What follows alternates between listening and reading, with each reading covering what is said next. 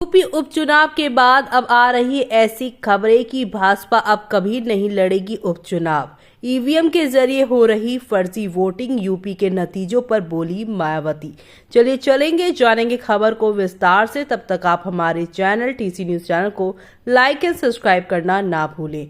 उत्तर प्रदेश के उपचुनाव और महाराष्ट्र विधानसभा चुनाव में करारी शिकस्त के बाद मायावती ने ऐलान कर दिया है कि उनकी पार्टी अब कभी उपचुनाव नहीं लड़ेगी।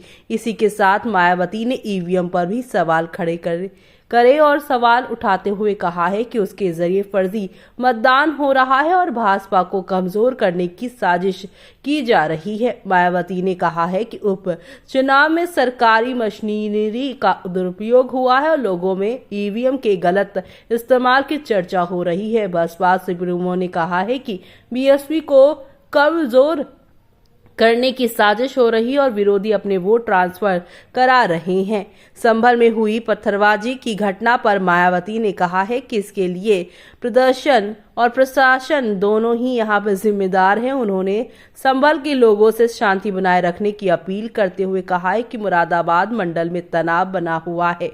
मायावती ने चुनाव आयोग से फर्जी वोटिंग रोकने के लिए कदम उठाने की मांग की है। उन्होंने कहा है ईवीएम और फर्जी मतदान लोकतंत्र पर बहुत बड़ा खतरा है। जब तक चुनाव आयोग इस पर कोई फैसला नहीं कर देता है, हमारी पार्टी बीएसपी आगे से कोई भी उपचुनाव नहीं लड़ेगी। उन्होंने बसपा समर्थकों से अपील करते हुए कहा है कि बीएसपी समर्थक बहकावे में न आए, एकजुट रहें और विरोधियों से सावधान रहें। आपको बता दें कि भाजपा का यूपी के उपचुनाव में बहुत ही बुरा प्रदर्शन रहा। यहां तक कि कुंदरकी और मीरापुर की सीट के बारे में बात की जाए तो यहां पर उसके उम्मीदवार जमानत तक नहीं बचा सके। वहीं कटहरी और मझवा में ही इसके उम्मीदवार क्रमशः 18.23 और 17.32% मतदान हासिल कर पाए हैं। उपचुनाव की खास बात ये रही है कि मायावती खुद भी प्रचार करने जमीन पर नहीं उतरी और ना ही बसपा का कोई बड़ा नेता